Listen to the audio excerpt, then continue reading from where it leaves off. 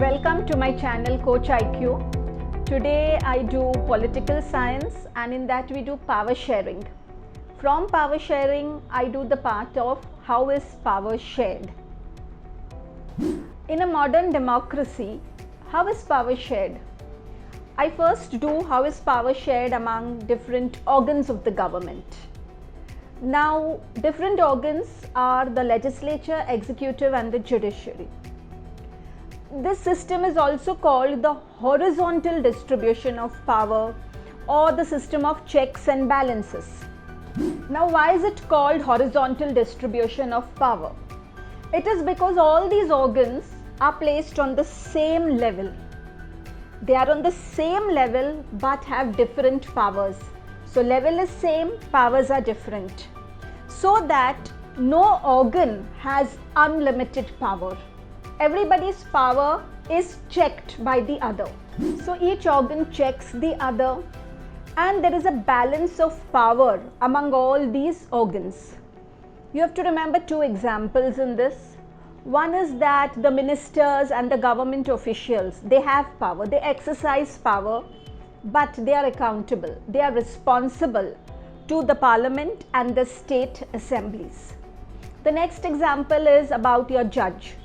The judge is appointed by the executive, but the judge can look into how the executive functions and even what type of laws are made by the judiciary.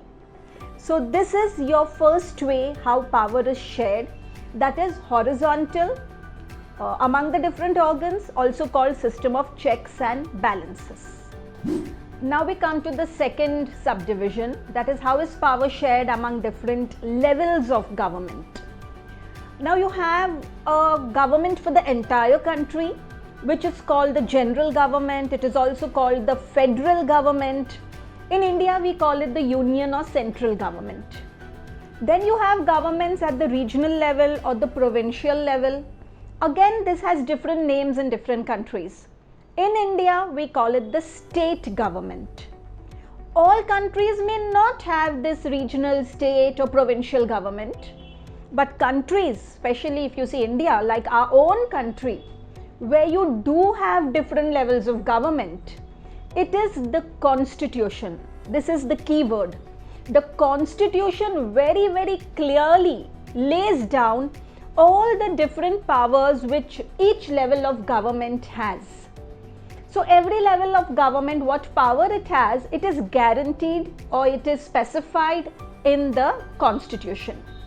Now this division of power can go to a level lower than the state government. In India, we have the panchayats and the municipalities. This sharing of power among different levels of government is also called the vertical power sharing. Now comes the third part. How is power shared among the social groups? So power is also shared among the social groups. Which social groups? You have two over here, religious and linguistic. Now again, a mistake made by students is instead of religious they write regional. It's not regional, it's religious and linguistic groups. And the example is the community government in Belgium. Now you have countries where arrangements are made, either constitutionally or legally. That is, the constitution may have these provisions or legally a law is made. So you have constitutional and legal arrangements where certain sections of society, like say socially weaker sections or women, they are given representation in the legislature and in the administration.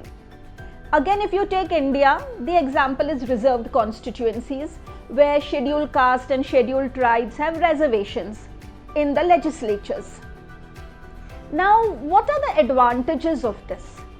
When representation is given to these diverse groups, to these weaker sections of society, in the legislature, in the government, they get a space in the government and in the administration.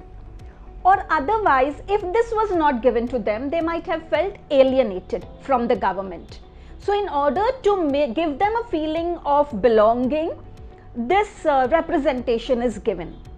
And secondly, it gives a fair share of power to the minorities. Now you saw how power is shared among organs, amongst groups, and amongst levels of government. So you are seeing how power is shared, or how they have the power. Now when somebody has power, it can take a wrong route.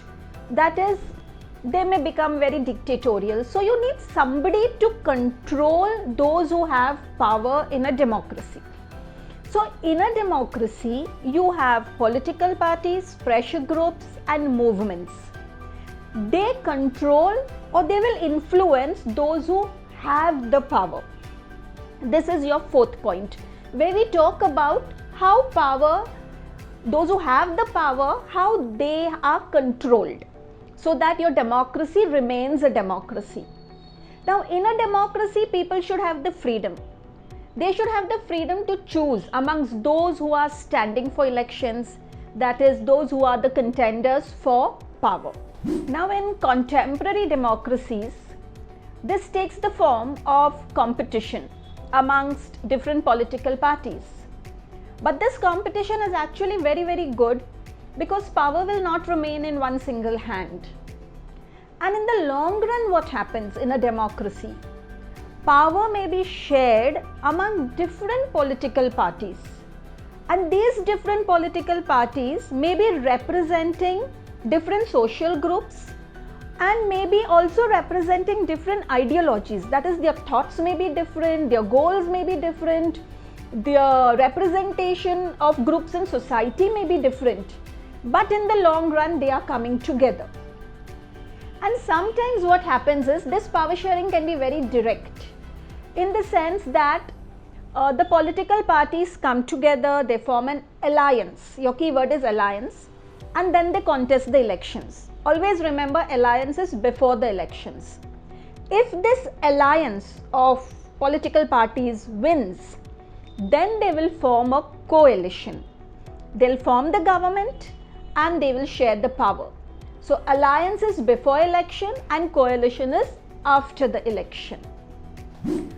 Now in a democracy, you have interest groups of doctors, of lawyers, of teachers, of businessmen, of workers. Who are these interest groups, or what are they? Interest groups will try to influence the political parties or the government decisions, but they will never ever contest elections. That is a major difference between interest groups and political parties. Interest groups will only try to bring an influence on the decisions of the government, but they will never contest elections. So you have these different types of interest groups in a democracy, and they also have a share in the governmental power. Now you'll say, how can they have a share in the governmental power? How? It is either by participating in the government committees, or by influencing the process of government's decision making. Now here I always give a small example to make you all understand this better, that if you all have seen the program of Amir Khan on TV, that is Satyameva Jayate, he once had brought up this issue of manual scavenging, which has been banned by our constitution. But he brought so many people on board saying that it still exists, and even he brought the workers. It was on national television. And when this issue came up in the parliament and a committee was formed to look into it, Amir Khan was called with the papers. He presented those papers in the parliament. So what is it? It is a group. Maybe that group is there, and he has participated in this decision making which the government is going to make. So this is how you can control or influence those who are in power. I really hope this topic has become clearer, and if you have any queries, please post them in the comments below, and do like the video, share it with your friends and classmates, and subscribe to my channel to continue studying with Coach IQ.